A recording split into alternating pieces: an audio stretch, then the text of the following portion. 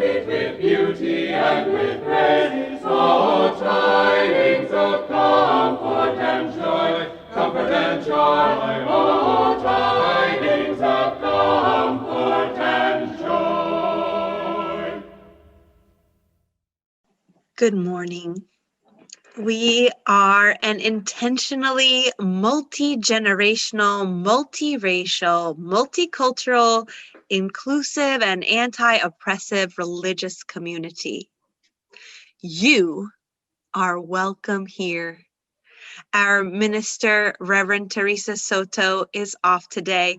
I am worship associate Tara Miller, and joined here with me are Circle of Oak members Kathryn Winship, Ash Kelly, Claudine Tong, Zia Swim, and Piper Swim.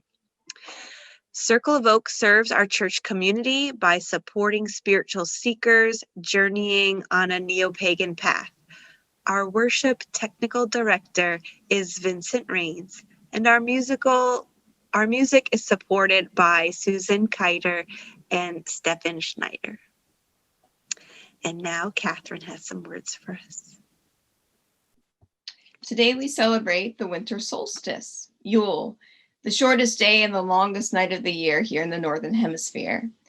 The Winter Solstice is also one of the 8 Sabbats, or solar holidays, in the pagan calendar, the wheel of the year.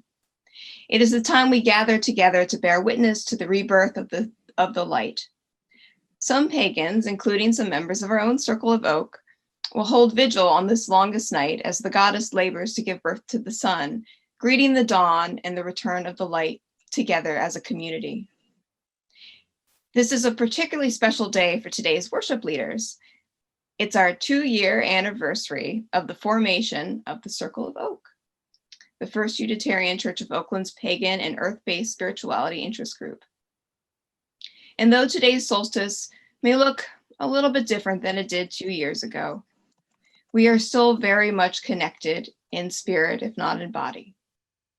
In the spirit of anniversary, holidays, returns, and the cozy comfort of nostalgia, today we'll be sharing some clips from the 2018 solstice service. As we connect today, may we remember that the wheel of the year will turn once more, and we will all be reunited soon. So welcome all. Please join us on this journey through darkness to light. And now Stefan and Ash will lead us in our chalice lighting. We light this chalice, symbol of Unitarian Universalism. May it remind us of the divine spark in all creation, the power of love to heal what is broken, and to be grateful for life's blessings each day.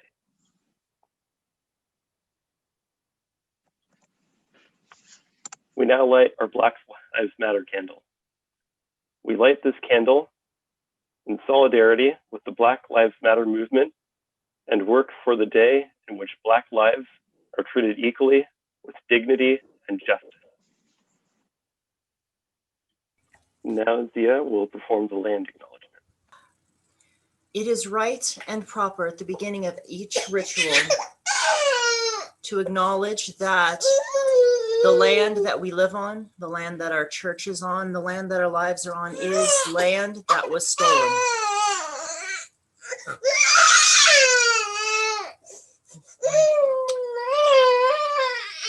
Take a breath and honor that. Thank you.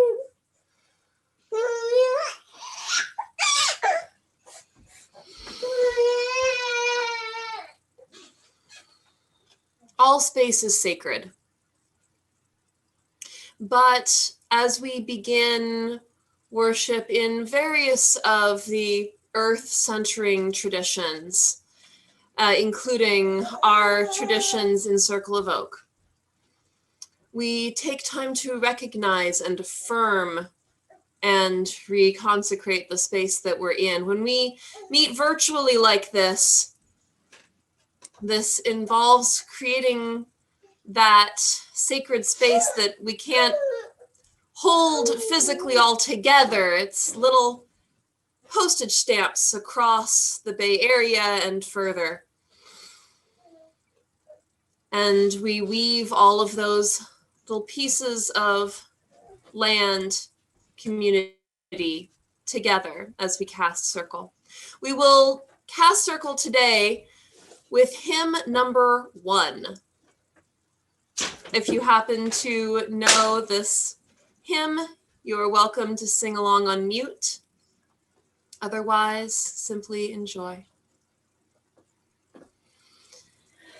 May nothing evil cross this door, and may ill fortune never pry about these windows. May the roar and rain go by.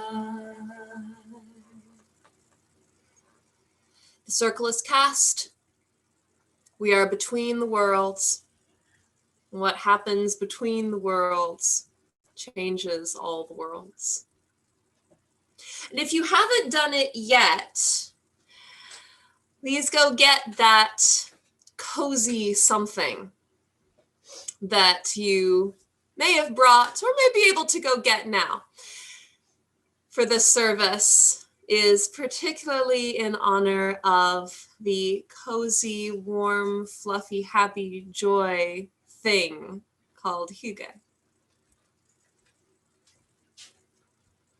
Now, I invite Claudine to call in the elements. Element of air. May our minds be clear and sharp, our voices lifted as we speak truth to power. May we be heard as we raise our voice. Welcome, air.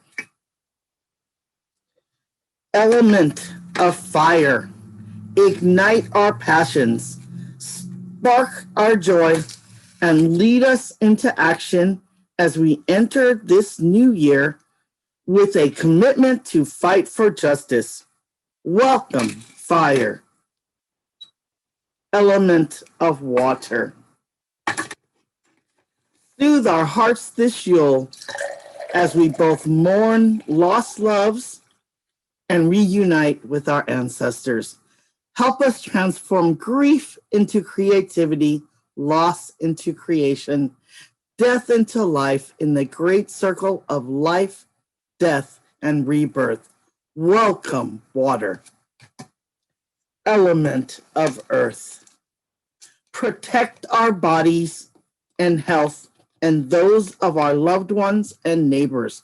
Keep us grounded, rooted, and strong through these turbulent times. Welcome, earth. Great Spirit Center, protect our bodies and health and those of our loved ones and neighbors. Keep us grounded, rooted, and strong through these Great Spirit Center, Spirit of Community, be with us this Yule celebration. Bring us together as a beloved community as we share our joys, our sorrows, our hopes, and our fears as we join hands and hearts together, even from afar, to greet the new year. Hail and welcome, Center. And now I invite you into a reflection from Kathryn. Happy Yule, everyone. Today is the winter solstice, the longest night and the shortest day of the year. I was born on the summer solstice, the shortest night and the longest day of the year. And while admittedly I loved telling my classmates I had the longest birthday of the year, I've always been a night owl. I write at night, I think at night, I create, I dream. I come alive in the hours when most of the world is soundly sleeping. I love the peace, the stillness, the mystery. There's a good reason that long before being introduced to Unitarian Universalism, I found my spiritual home in a religion that meets primarily at night and celebrates midnight as the peak magic time, the witching hour.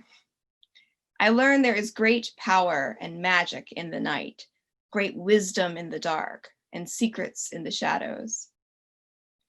Now, being a creature of the night is not always been without its challenges. While the night offers sweet, sweet solitude, it can also bring loneliness and isolation. As much as darkness is the realm of magic, it's also the realm of grief, of sorrow, of depression, of death. The winter is a time of death and hibernation. The leaves have long fallen and turned to dust. In many parts of the country, the once fertile land has iced over with snow. Night has fallen. On a global scale, it seems like this entire year has been one very, very long night. We are grieving lost loved ones, lost homes, lost jobs, lost community, feeling isolated, scared, frustrated, directionless. As the case numbers rise and our worlds get smaller and the nights get longer, we find ourselves growing colder, our bodies and spirits weary, heavy, numb. How can we fight for our UU ideals and dreams of transformation if finding the energy just to shower has become too hard? What's a witch to do? We hear a lot about self-care these days. From spiritual bypass, hashtag too blessed to be stressed, to Instagram posts about checking out completely, hashtag wine time. Our feeds are full of well-meaning, but ultimately unhelpful band-aids to our deep wounds. So what is self-care? I like to think about it as if I were someone that I loved. How would I care for them? Would I pour mojitos down their throat until they passed out and texted all their exes? Would I steal their credit card and buy every sweater ModCloth ever sold? Would I deny them sleep and any food that was not cookies? No. But I might ask them the last time they did eat. If it's been a while, maybe I'd fix them a nourishing snack. I'd invite them on a walk for some fresh air and conversation. We'd say hello to the neighbors' chickens and admire lemon trees and nod to people we pass. I'd give them a mask to wear to stay healthy, and I'd wear one too, because I want them to be safe. Maybe my friend is very sick. I might draw them a bath, gently remind them to brush their teeth, take their medicine, help them change into clean clothes, something comfy and warm. I might watch a movie with them that always makes them laugh, or at least crack a smile. I'd make them a cup of hot tea. I'd read them a story and maybe hand them a favorite pen and a sparkly notebook, just in case they feel like journaling. Offer them some coloring books and beautiful colored pencils. I'd ask them the last time they had a good night's rest. I'd sit with them and let them know I'm here with them. No judgment, no demands, no expectations, just company, love, and care. When my friend feels nourished and rested, maybe we go see some friends. We could Zoom into a support group, a 12-step meeting together, or a circle of oak gathering, or go sing with the choir and joyful noise on our Wednesday night Zoom calls. We always look forward to those. We could check out the Sunday service and stay around after for coffee and conversation. We could go help someone else in need, and all the while remind them that they are good enough just as they are and worthy of care. They are worthy of care. I am worthy of care. And you are worthy of care. So that's what self-care means to me. Knowing I matter and I am worthy of love and that sometimes that love needs the cozy solitude of night to grow, and sometimes it needs the warm light of community, and all are sacred. Another way of moving through the darkness for me is looking for the helpers. I ask the elements. I call on earth. Go for a walk, feel the earth beneath my feet, gaze at the trees, feed my body, protect it. I know the earth's got me. She's holding me so I can let go just a little. I call on air. I try to remember to breathe, the air fueling my thoughts and reminding me to pause and return to basics. I call on water. Take a hot shower or a bath, the water washing over me and reminding me I can rinse away this day and try again tomorrow. I call on fire. I light the stove, make a cup of hot tea, wrap myself in a blanket and let the warmth bring feeling back where numbness has crept in. Remember that you have fire within you, that all fires begin with a teeny tiny spark.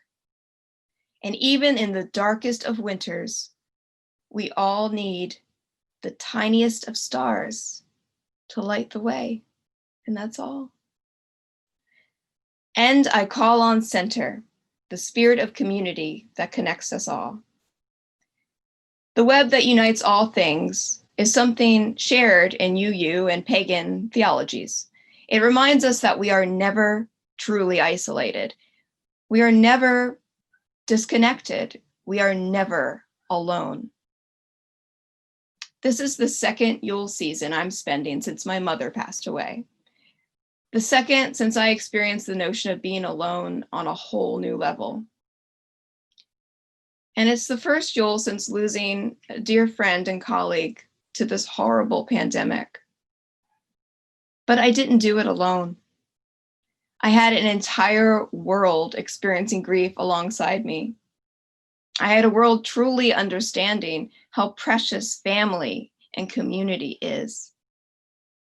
And now I get to spend Yule with my chosen family and my church family, surrounded by a global family.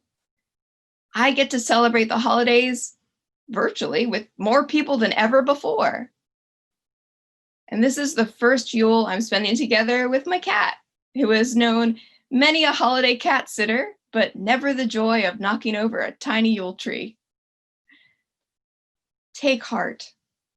The light is returning. Look for the flickers. May we experience the longest night together, grieve together, dream together, use it to deepen our support for one another, learn more about ourselves, and together greet the dawn. Blessed be. And now, a song from our 2018 Winter Solstice service by our wonderful pop-up choir.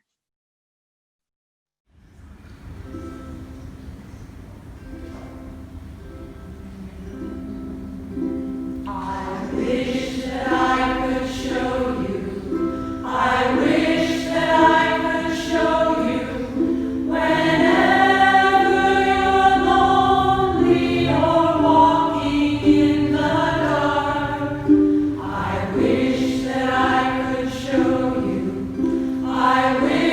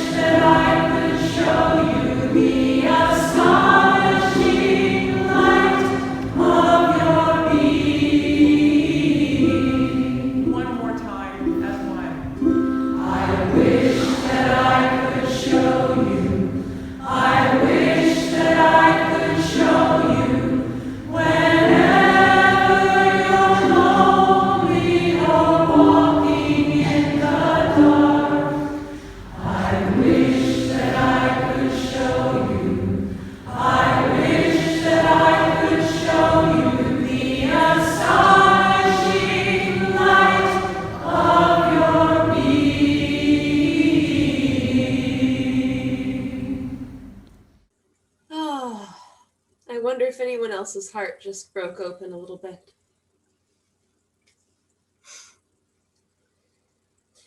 My next job is to give us some announcements, and I'm going to do that, but I find that there is a space for something else first. This is the poem, When This Is Over. It was written by Laura Kelly Finucci.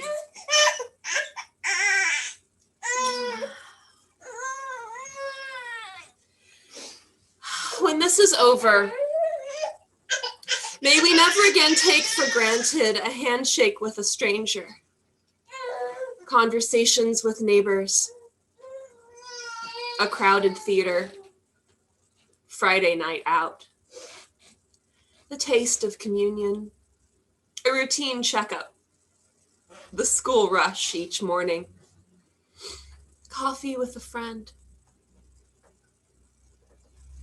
the stadium roaring, each deep breath, a boring Tuesday, life itself. When this ends, may we find that we have become more like the people we wanted to be, we were called to be, we hoped to be. And may we stay that way, better for each other because of the worst. Blessed be.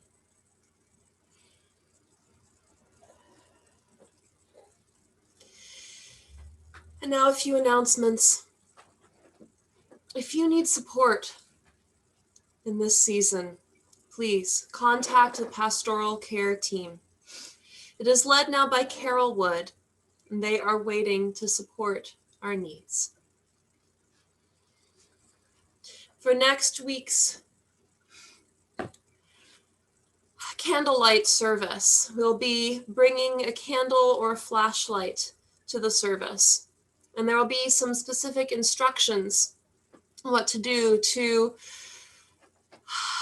light our candles one by one as we would if we were there in person.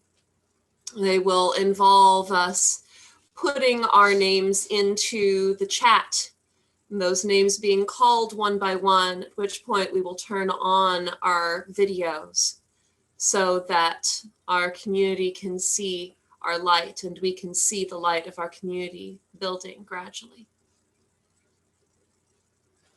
Next Sunday's service will honor Kwanzaa, and we will be including the Village Project as a partner in that worship, as an example of Black worship and Black culture.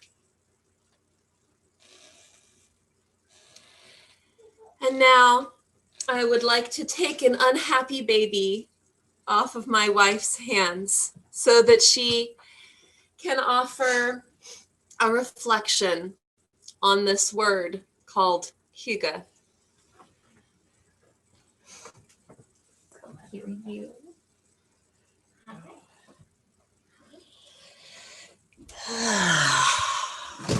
Hello, everyone. All right. So let's start with the pronunciation. Hygge. Say it a couple times. It's fun. Hygge. So what does it mean?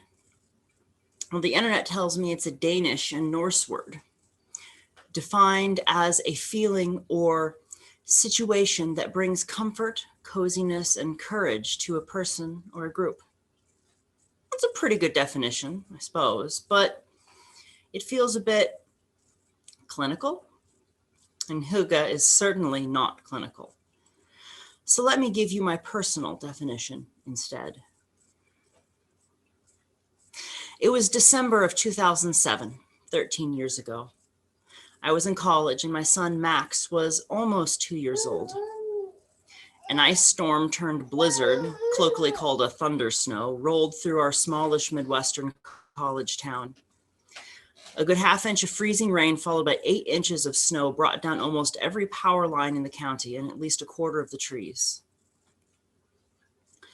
At the time, I was living with Max in a refurbished basement apartment, which sounds like a good place to weather out a blizzard, but my heater was electric and the foundation of the house was badly laid. By morning, our apartment was freezing cold and slowly flooding with icy meltwater. It was clear that we were going to need to find another place to stay.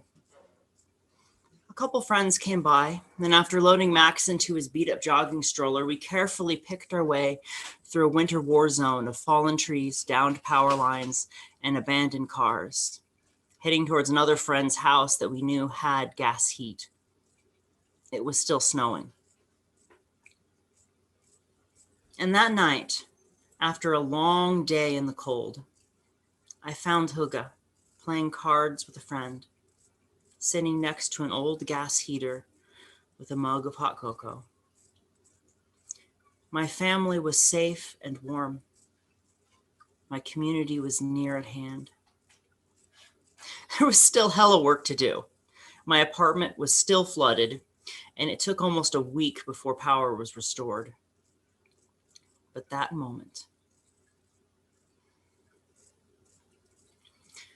There's been at least 30 books published over the past few years on the subject of hygge, along with a veritable snowstorm of marketing campaigns from various fashion and lifestyle companies, all selling hygge as sort of a knitwear-themed nirvana, something that can be achieved by purchasing enough designer fuzzy socks and gourmet hot cocoa. This, of course, misses the point, but in an understandable way. These past few years have been filled with stress for most of us, and we're culturally been used to buying our way to comfort. But while physical things can be useful tools, I've always been a sucker for well-made warm socks, hygge isn't something that can be bought. It isn't really even something that can be achieved. It's a season in our lives, a place that we can find ourselves in from time to time, if we allow ourselves to slow down enough to notice and ground into it. And I've come to believe that opening ourselves up to times of hygge in our lives is necessary.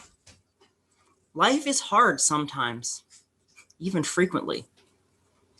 Leaning into that hygge in our lives when it appears allows us to rebuild our resilience, to warm our souls, and to reconnect with ourselves and our communities. And I want to stress the reconnect with ourselves bit here.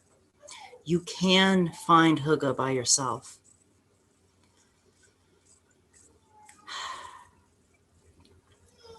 However you do it, though, it allows you to find the strength to go back out into that metaphorical or literal cold and do the work of another day.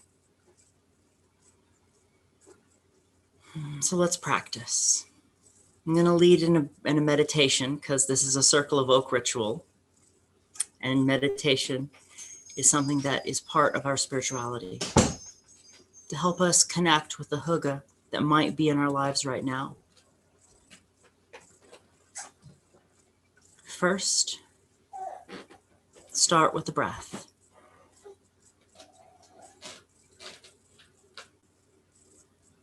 Take one and then another. See where you are, on your couch or your porch, in your kitchen or your backyard.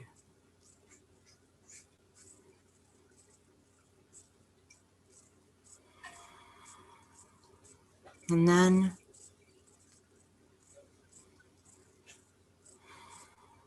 what are you coming in from, metaphorically, I think? What is going on in your life that is on pause right now? Maybe it's going to start again soon. Maybe it will start again as soon as the service is over. But what have you come in from right now? Acknowledge that.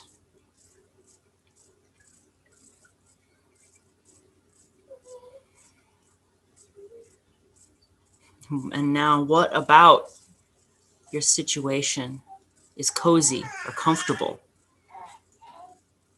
It's okay to be cozy. It's okay to take a break.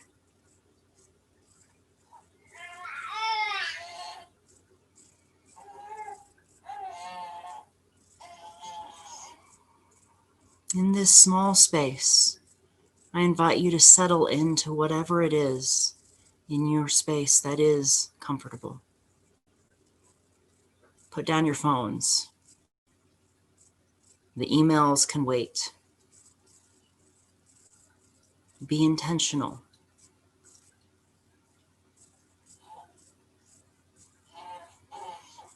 And breathe.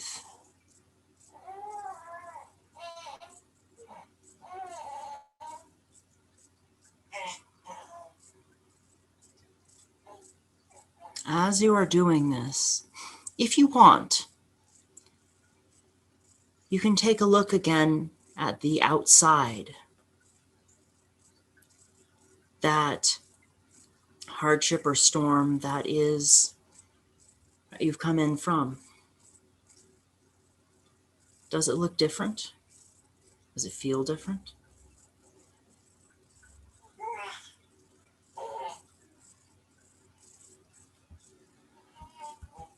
And finally,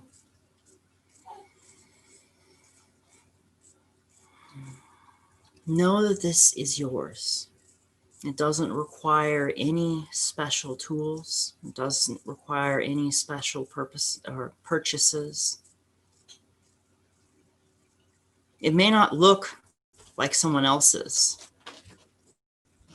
That is as it should be. This is a small space. Maybe this small space of meditation is the only time space in your life right now that you have for hygge. And it's okay. Maybe you can stretch this feeling into the rest of the day, long past the end of service. That's okay too. But before you're done, whenever that is, I invite you to tell yourself thank you for taking this time to rest.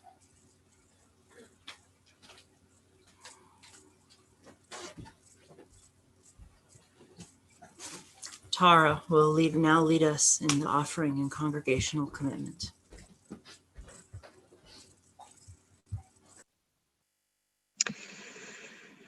Now is the time in our service where we think about all the ways the church serves as a balm of hygge to the universe, and where we belong in those works. When I reflect on how our congregation fills our need of cozy comfort, right away I think of our pastoral care associates. They avail themselves to serve our congregation when we experience birth, illness, recovery, loss. When we give our offering today, let us remember how the greater our generosity to the church, the greater our capacity to manifest a blanket of hygge to soothe our individual needs and the needs of the world. Please use the link in the chat for instructions for giving. And please say the words of our congregational commitment with me. To the work of the church, which is weaving a tapestry of love we call community, we dedicate ourselves, and these are offerings. Now let's experience hygge with some familiar seasonal carols. But we have changed the lyrics to Yule lyrics. In the spirit of hygge, please sing the traditional or new words, whatever is more cozy for you.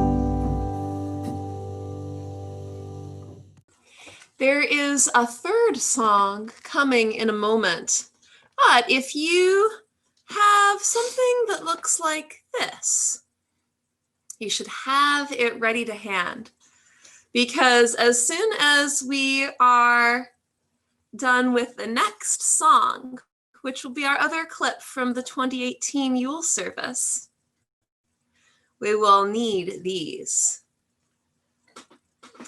And now our beloved Awen will introduce the next song.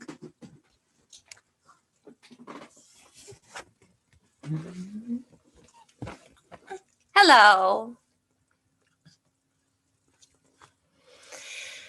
At this time in our Yule service, the children do things. And since I'm the only child who's over here, I'm going to do things. This is the time in the Yule service when we welcome in the new sun for the new year. It was kind of like a baby, like me. So I invite you, as you watch this clip, to dance or sing or find some other way that you are happy, or hygge, or something like that, as we welcome in the sun.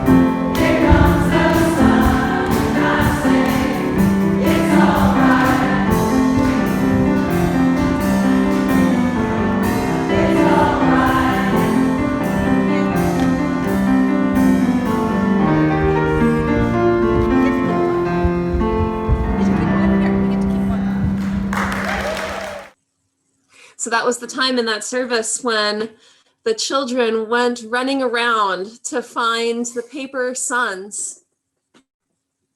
Oh, look, thank you, Owen.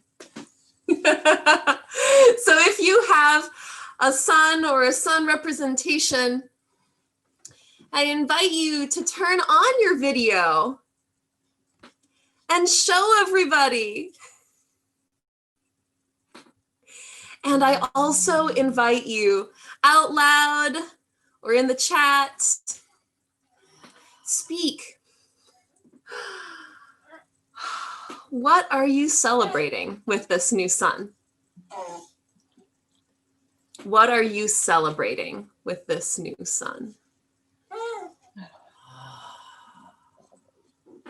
We're celebrating our baby. We are. What about you?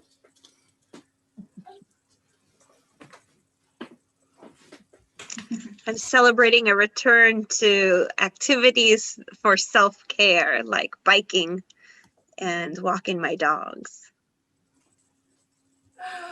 Ah, light and warmth, beautiful families and communities, grandbabies.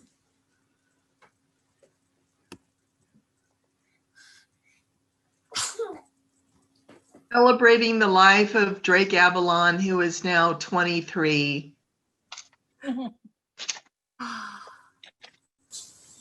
New beginnings, family, friends, being on vacation for 2 weeks. Oh yeah, we're celebrating that one too. Oh, yeah.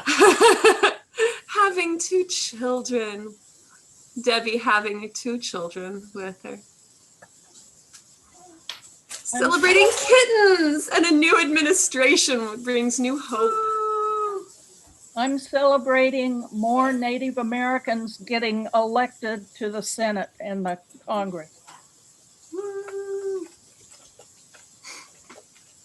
I'm celebrating Claudine, Javier, and Helen Schneider, all of whom worked together to bring me a son. And I'm celebrating friends and church. And thank you, Claudine.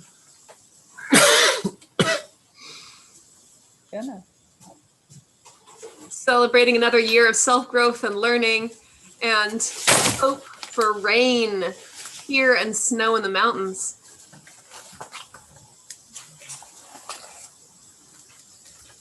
We're also celebrating funding for a new foundation of our house, so we'll be safe for a long time. Can confirm, new foundations are great. I'm celebrating sweaters where the sun comes close to you. I'm celebrating all the Yule and Christmas chapels and getting to learn from each other in a really cool environment.